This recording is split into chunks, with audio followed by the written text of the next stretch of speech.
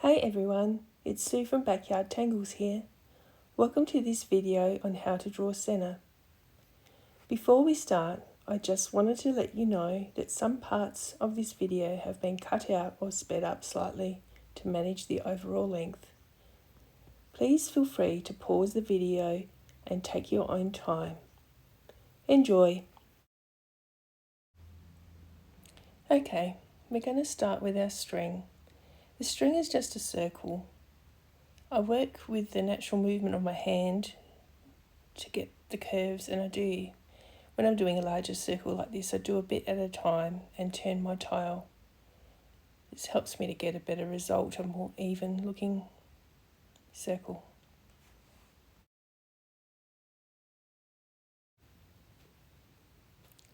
The first tangle we're going to draw is flux. Flux is a tangle from Zentangle HQ. It's a series of leaf shapes or teardrops. We're going to draw them around our circle, alternating each side as we go, growing each tangle, each shape off of the previous one.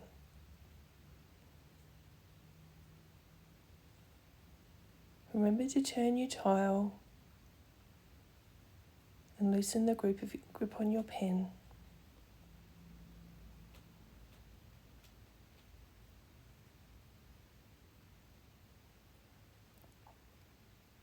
Remember to breathe, taking your time.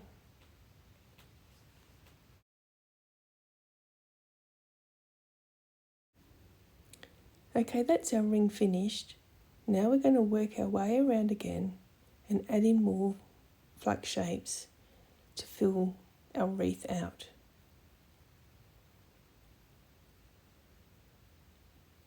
If you get an awkward spot, you might want to add a little orb, as I'm doing here, and ink in any little gaps as you go.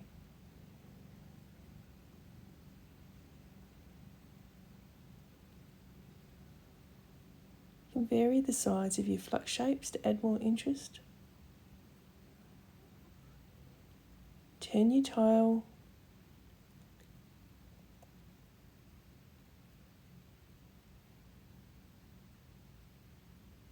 inking in the spaces.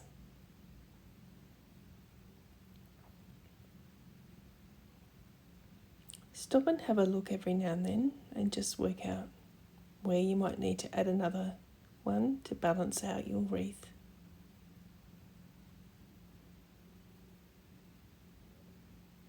Remember to breathe, taking your time, there's no rush.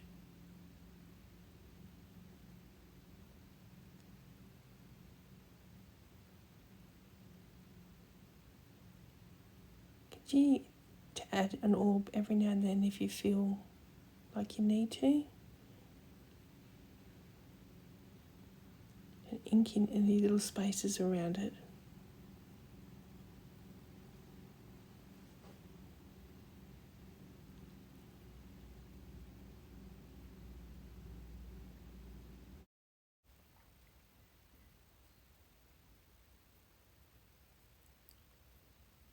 Keep working your way around, filling in the gaps until you're happy with how it looks.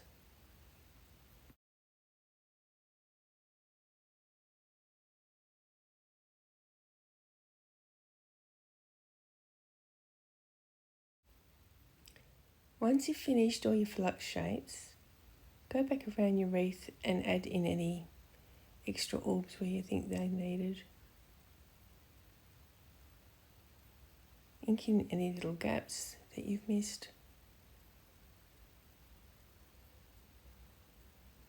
And remember to stop and have a look and make sure you're happy with where you're up to.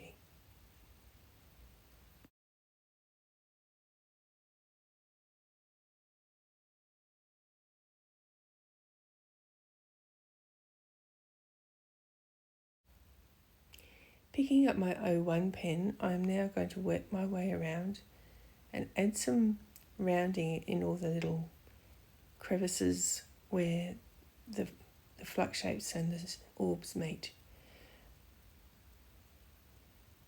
I find it easier using my O1, but if you don't have one, your PN will be fine. I like to go around the outside first and then work my way around the inside. This way I'm less likely to miss any little spaces.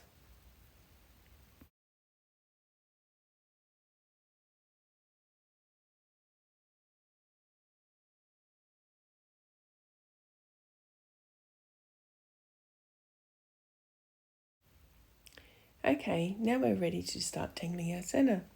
This version of Scena incorporates some elements from diva dance and also Sandswell. I'll explain further as we go along. Scena is a tangle that grows off a curved line.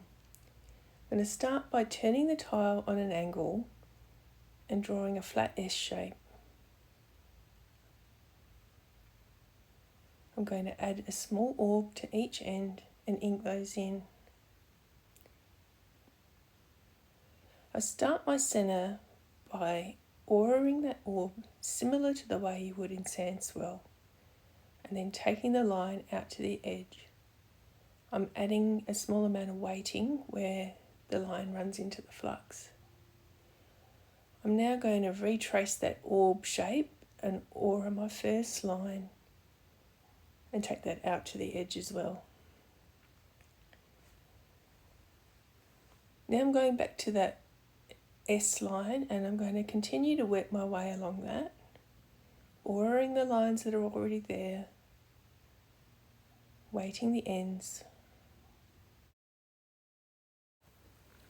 You might find it easier to turn your tile as the circular part of your aura gets larger.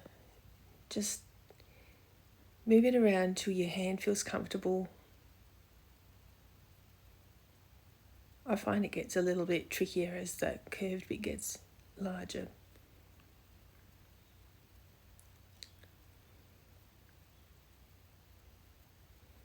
So if you find that you have a bit of a wobble in your line or there's a spot that's a bit uneven, you can add a little bit of weighting to the line, similar to what you would do in diva dance. You can use that to smooth out any rough spots or to fill in a gap that's a little bit big, or even just to add some texture and interest. I'm going to continue with that same aura until about the middle of the S line. You might notice then that I'm actually starting to do my auras in 2 steps or 3 steps rather than doing it as one continuous line. As your lines get longer, it gets harder for you to do that in the natural movement of your hand. So if you just lift your pen lightly, it makes it easier to join your lines up without creating an obvious meet. So here my curve is starting to get a little bit tight, so I'm adding some weighting again, similar to how you would do it in diva dance. You can choose to do this or not. You'll just get some different kinds of line shapes happening. You'll get some tight curves and eventually have to change your shape. That's up to you. This is something I like to do because it adds a bit of drama and a bit of weight and a bit of interest to it. Okay, so now I'm going to start from the other end. I've got to about the middle. I'm doing the same thing again, aura that central orb all the way around and then out to the edge and add some weighting. Continuing along that middle line and out to the edge. Make sure you're not holding your pen too tightly. It's easy to do when you're doing a tangle like this that requires so much focus. And remember to breathe. And taking your time, there's no rush.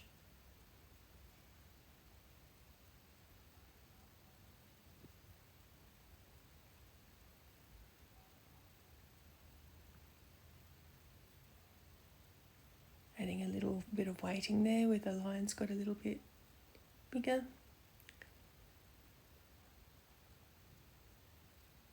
Pouring the line out to the edge, adding some weighting.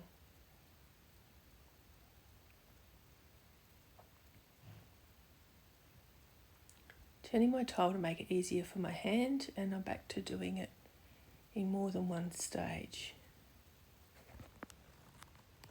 It's something you can just do some practice of, doing takeoff and landing and joining your lines up if it's something you find tricky. And you might as well tangle while you're practicing, so Sena's a good one for doing that with.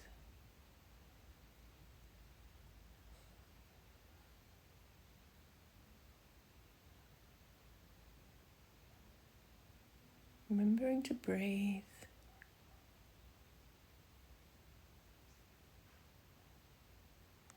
Okay, so we've done about halfway on both sides now.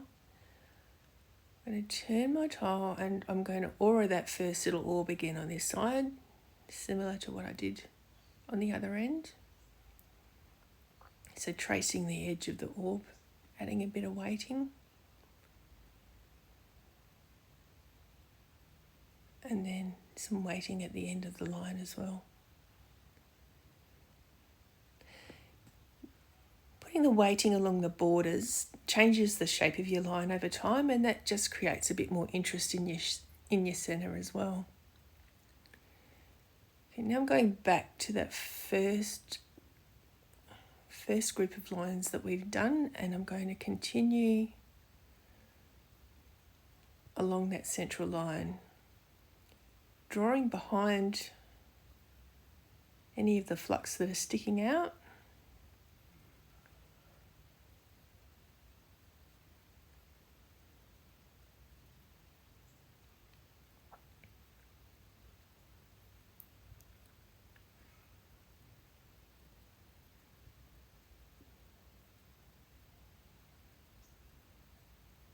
Taking off that line, following the curve around.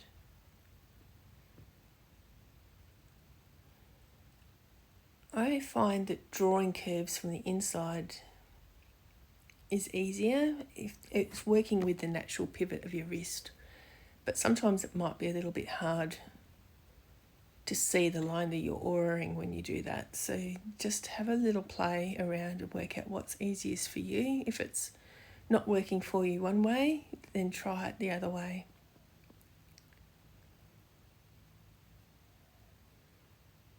Adding some weighting in that curve again.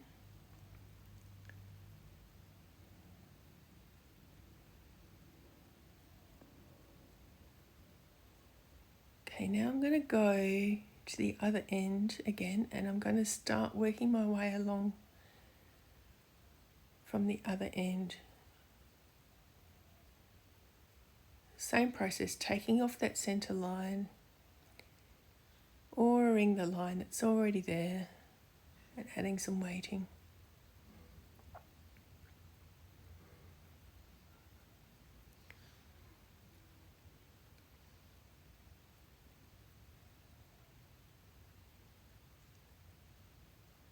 Remember to breathe.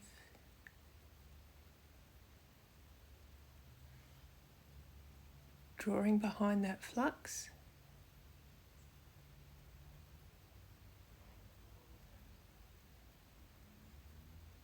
You don't have to be too precise with that. Your eye's going to make it look like it's joined up.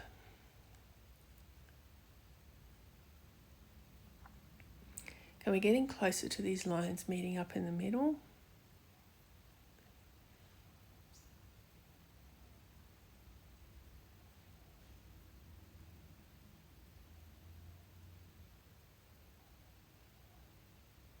One more there. Sorry, I'm just adjusting my pen. I use these little foam tubes because I get a very sore finger after a while when I've been doing lots of tangling, and that seems to help. Okay, I'm just going to add ink in the little gap where they've joined onto that centre line, and now I'm going to start taking off the curved lines rather than that central S line.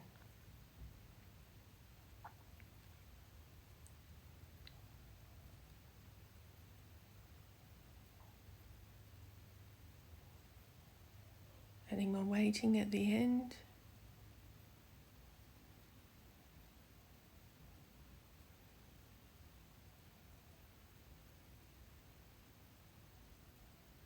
And when I start hitting the lines that have come out from that centre curve, I've chosen not to add weighting there. That's up to you. You can continue with the weighting if that's what you want.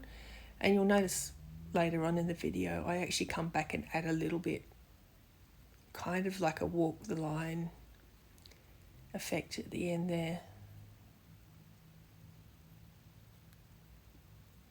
Continuing to fill the lines in.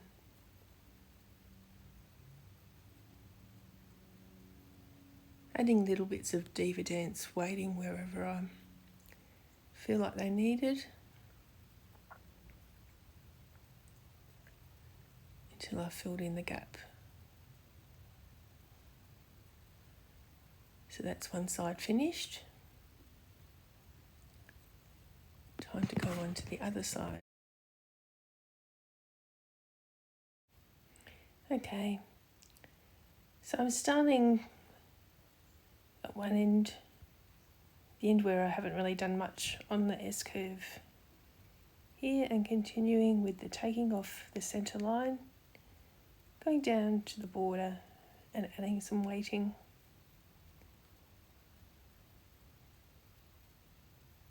Remembering to breathe, taking your time.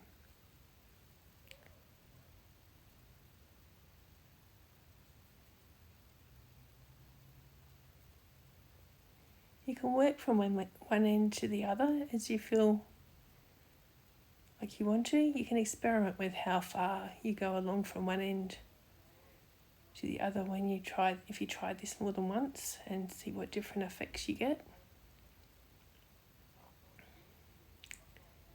I am thinking that I'm going to do a bit of a series on centre after doing this video, actually, so you can, if I do, I'll post them on Instagram or on my Facebook page, so you can see how that's going.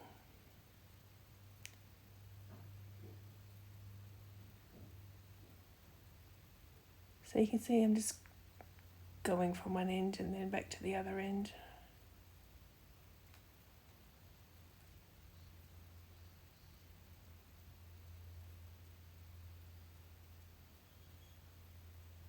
And you can see on this end how adding that weighting in changes the shape of your line from being something quite straight to something that now has almost a bit of a right angle, or a corner at least, in it.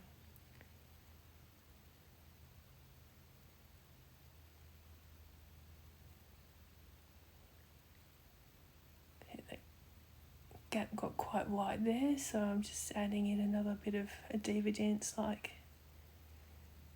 fill in between the lines.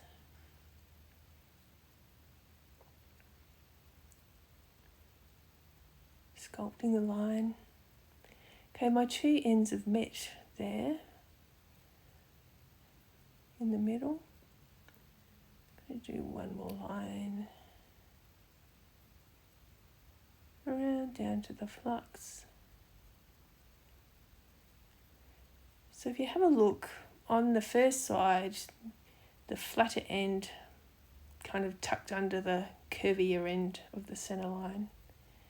On this side, I'm going to do it the other way around. I'm going to continue on from the curvy side.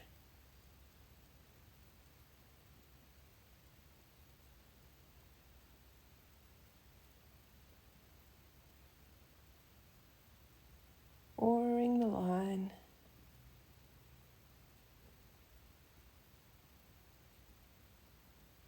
Relax the grip on your pen.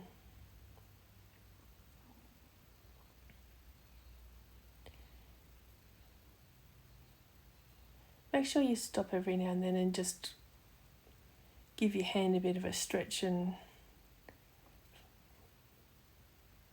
shake.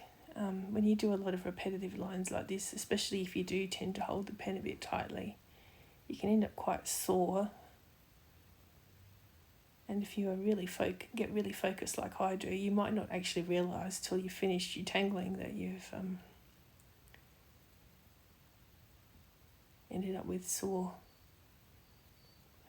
finger joints or a sore wrist. So in this end, I'm adding a bit of weighting on the end, even though I'm moved away from the flux. It just gives it a bit of a different look. You can choose to do that or not. And I'm just adding a bit of weighting back on that first side as well now, just a tiny bit. Just by doing kind of like a U shape across. It's a bit like walk the line if you can look that tangle up.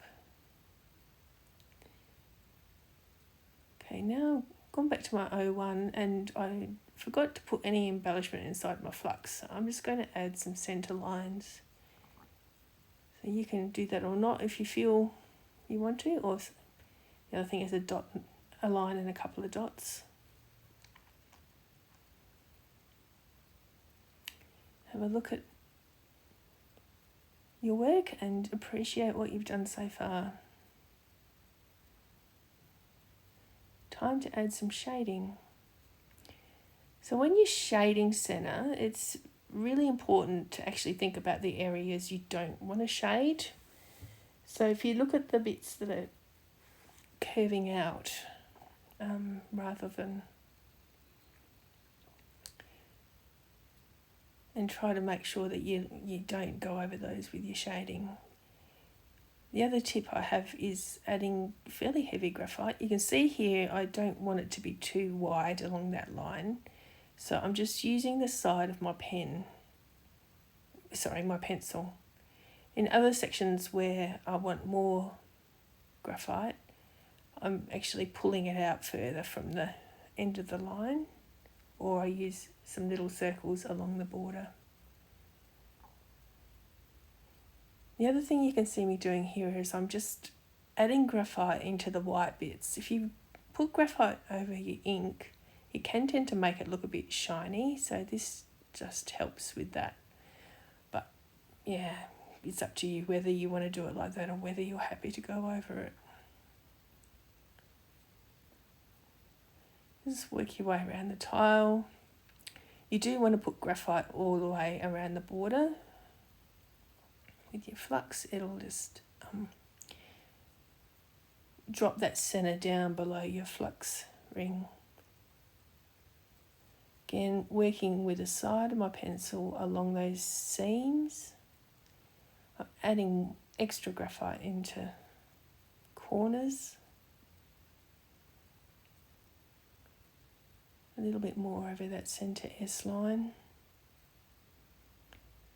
Just stop and have a look and think, oh, where do I need? You can see I'm putting my graphite down first, and I'm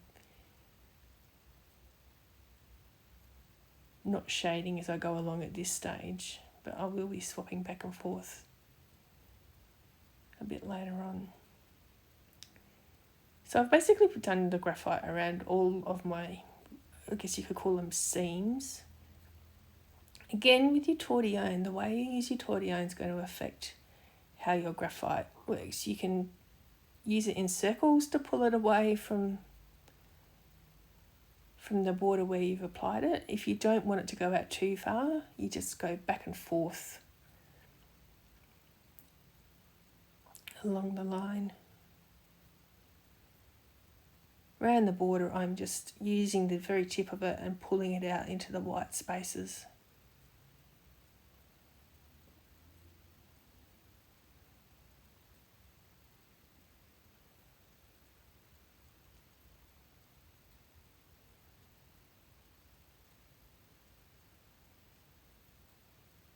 Working my way around, using some small circles if I want to pull it out a bit further, and then just running along the graphite line if I wanted to stay closer to the seam.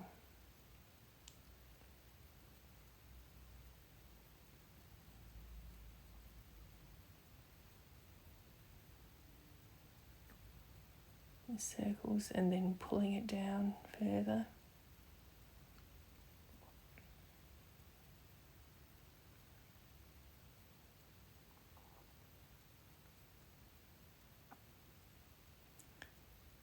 Finishing off around the rest of the border.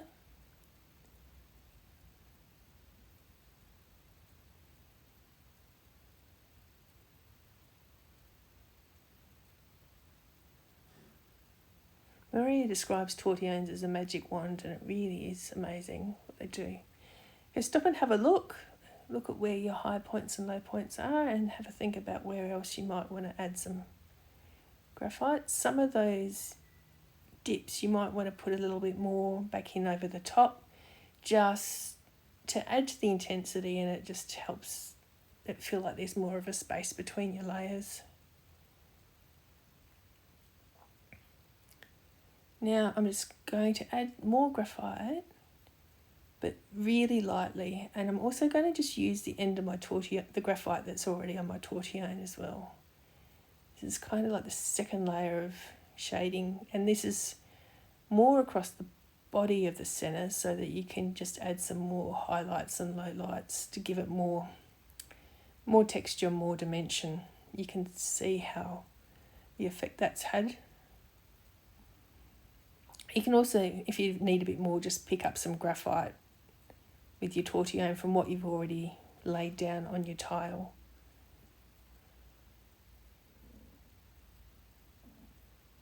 Keep stopping and having a look and thinking, oh, where else do I want to put it? You kind of look for the natural corners or the curves and put it along one side of those. And you can also just smooth out any areas that look a bit wonky. And you can also almost create a bit of a low light where there's not a natural curve, just if you feel like it needs a bit more texture. Okay, so I think this is pretty much done. You can also shade the flux and those orbs if you want to. Just putting a bit of shading at the bottom of the flux and some C shading on the orbs, but I've chosen not to in this case. It's something I've kind of learnt from Project Pack 22 that has just recently been out, that contrast between a heavily shaded area and an unshaded tangle is quite another interesting technique to use. Well, I hope you enjoyed tangling along with me today. Thanks for taking the time. Please like and subscribe to this video. It will help me with making more. If there's any tangles you would like to see me do a tutorial on, please just add them to the comments below. Happy tangling!